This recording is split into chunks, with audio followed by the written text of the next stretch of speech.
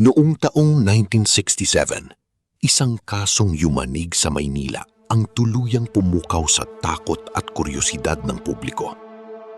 Isang pangalang paulit-ulit na lumitaw sa mga pahayagan, si Lucila Lalu.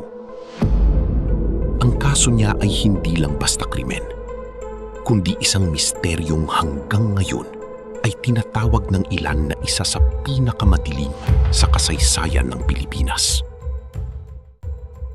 Si Lucila Lalu ay lumuwas ng Maynila mula sa Baryo Mapaniki, Candaba, Pampanga, noong 1961. Gaya ng maraming kabataan noon, pangarap niya ang mas magandang buhay sa lungsod.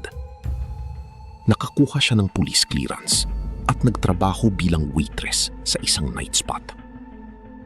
Dito nagsimula ang kanyang bagong buhay sa gitna ng ilaw, musika at ingay ng Maynila. Kalaunan, nakilala niya ang isang pulis, si Patrolman Aniano Vera, isang may asawa.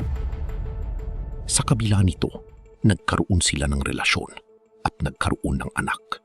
Sa sipag at determinasyon, nakaipon si Lucila.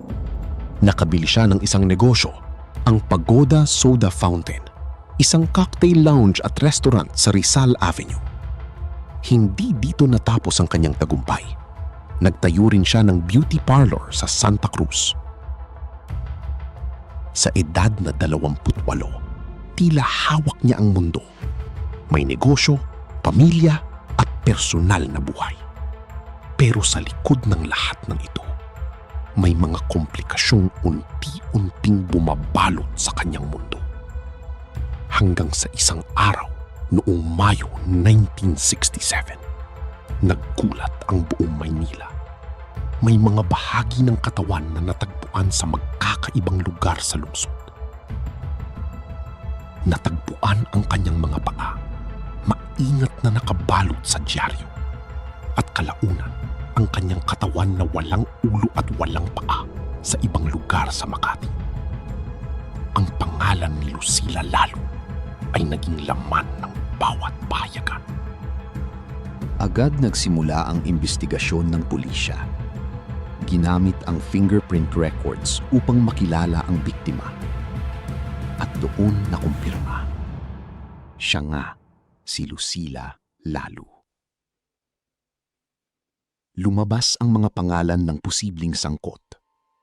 Ang kanyang live-in partner na si Patrolman Vera at ang kanyang nakababatang karelasyon na si Florante Relos, 19 na taong gulang. Si Florante Relos ay unang inaresto, pero mariin niyang itinanggi ang krimen. May mga testigo pa ang nagsabing may alibay siya noong oras ng insidente. Kaya siya ay pinalaya. Lumipat ang hinala sa Patrolman Vera dahil umano sa selos, ayon sa ilang espekulasyon. Ngunit walang matibay na ebidensya ang pulisya laban sa kanya. Habang tumatagal ang imbestigasyon, mas lumalalim ang misteryo. Iba't ibang kwento ang lumabas mula sa mga kapitbahay, kaibigan at saksi. May nagsasabing may mga lalaking nakita raw na may kinaladkad na bagay mula sa bahay ni Lucila. Ngunit hindi rin ito napatunayan.